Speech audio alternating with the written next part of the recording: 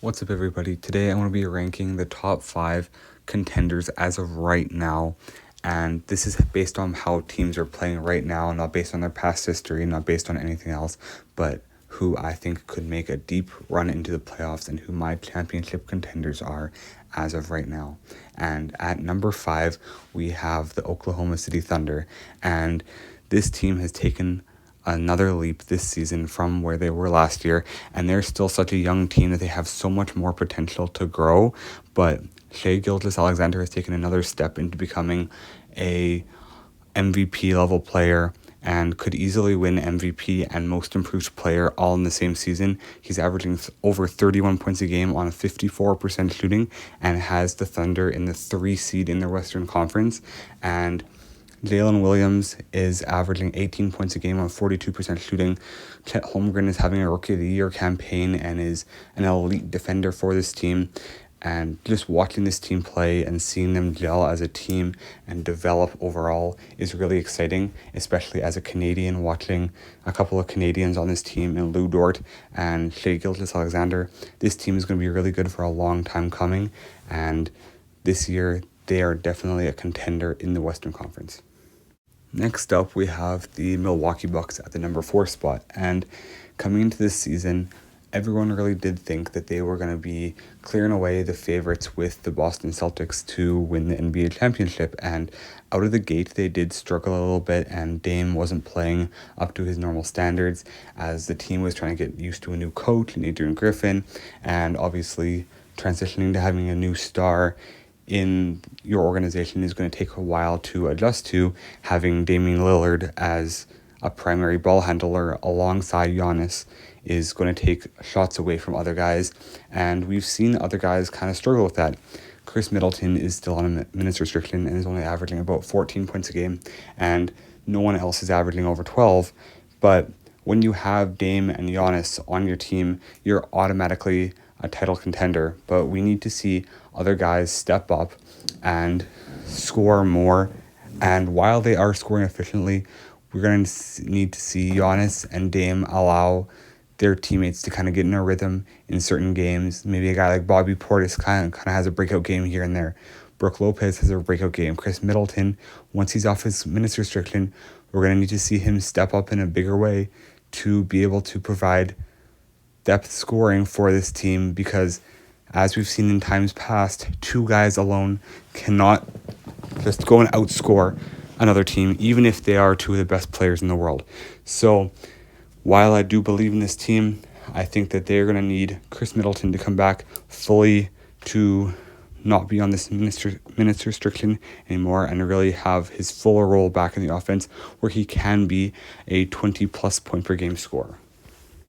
Up next, we have by far the most surprising team in the NBA all season, and that is the Minnesota Timberwolves, who at this point sit at 23-7 and first place in the entire Western Conference and are a game and a half above the Denver Nuggets in that first spot.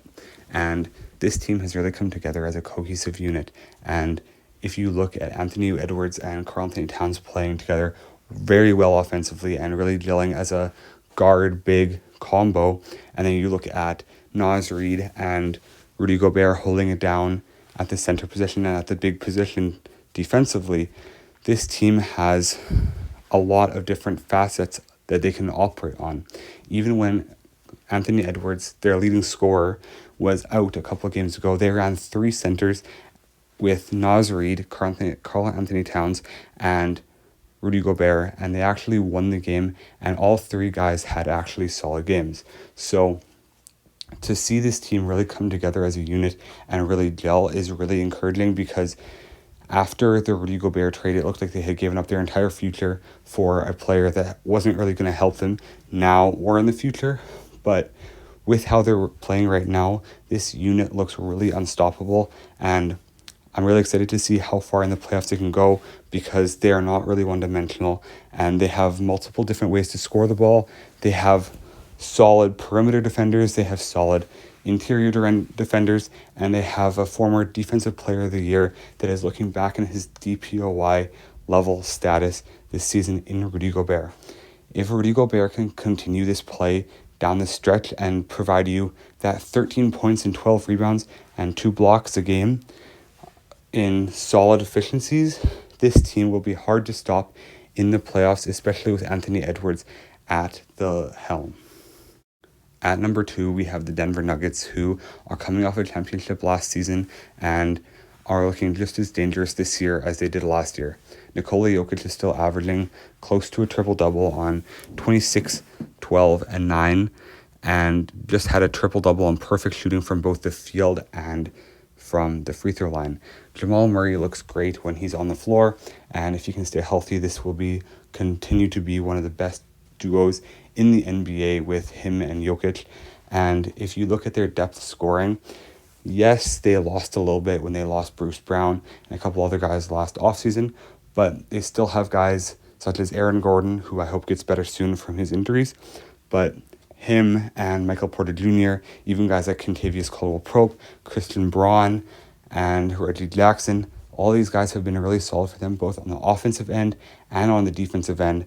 And especially a guy in Michael Porter Jr. who, while he may not swing the rock, he can score the living daylights out of the ball, and he can also defend. And this team provides a lot of offensive and defensive capability and versatility.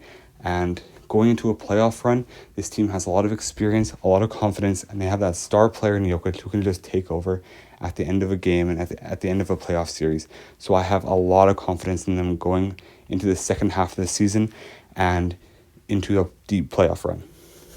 And at number 1, we have the Boston Celtics, and they have not wavered from this number 1 spot from the beginning of the season.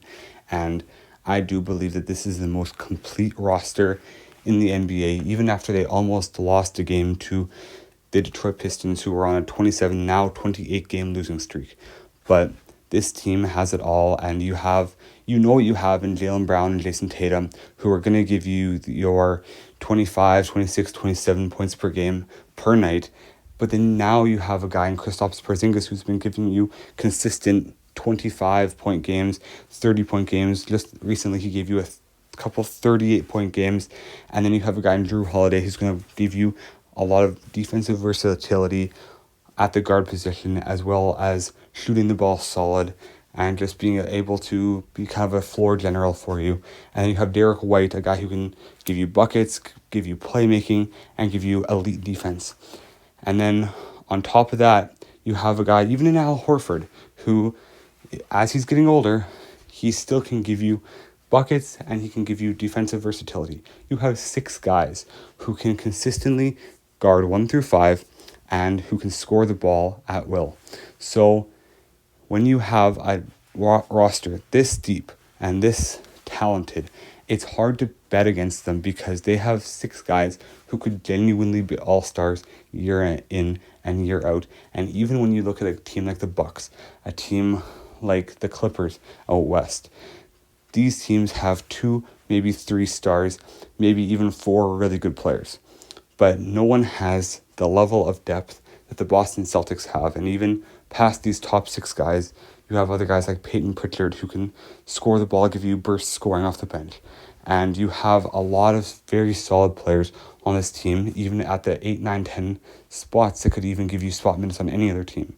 So this team is by far my favorite to win the championship. And until we see anything that proves otherwise, I'm going to stick with them at my number 1 spot. Anyways, God bless you all. I hope you have an amazing day. I'm sorry for the long break that I took. It was just over Christmas. It was getting crazy. I went to visit my girlfriend in Ohio to see her graduate. But yeah, God bless you all. I hope you have an amazing day.